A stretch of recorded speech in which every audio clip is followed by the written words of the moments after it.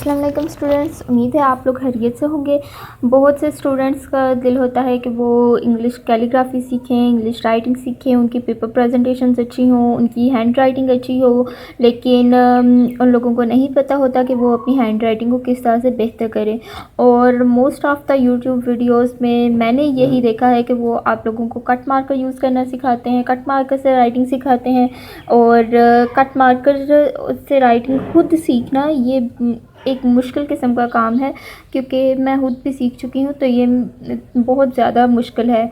आपको इसके लिए थोड़ी गाइडेंस चाहिए, लेकिन सिंपल मार्कर हम सबको यूज़ करना आता है और उसमें राइटिंग सीखना एक बहुत ही इजी वे है। आपको जस्ट वर्ड को लिखना आना चाहिए, आप लोगों की राइटिंग बहुत अच्छी हो जाएगी। और बहुत से स्टूडेंट्स को ये लगता है कि हम सिंपल मार्कर से पेपर प्रेजेंटेशंस नहीं अच्छी दे सकते, तो ये बात बिल्कुल गलत है। पेपर प्रेजेंटेशंस सिंपल मार्कर से भी बहुत अच्छी दी जा सकती हैं।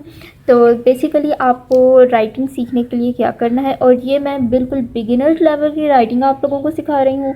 अगर आप लोग डेली बेसिस पर प्रैक्टिस करें तो आप लोग विद इन 4 और 5 डेज़ आप लोग ये राइटिंग सीख सकते हैं। और इसके जब आप ये बिगिनर लेवल की राइटिंग सीख लेंगे तो उसके बाद बेसिक पर आइएगा, और उसके बाद प्रोफेशनल लेवल यानी कि गॉथिक होगी, कॉपर प्लेट होगी, जो मुश्किल राइटिंग्स हैं आप लोग उनकी तरफ आइएगा।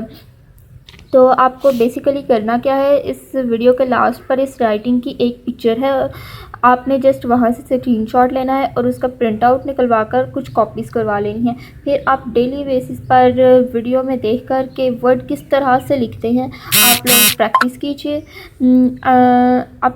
कीजिए, और फिर आप लोग खुद रिज़ल्ट 4 और 5 डेज़ में आपको खुद रिज़ल्ट नज़र आएंगे।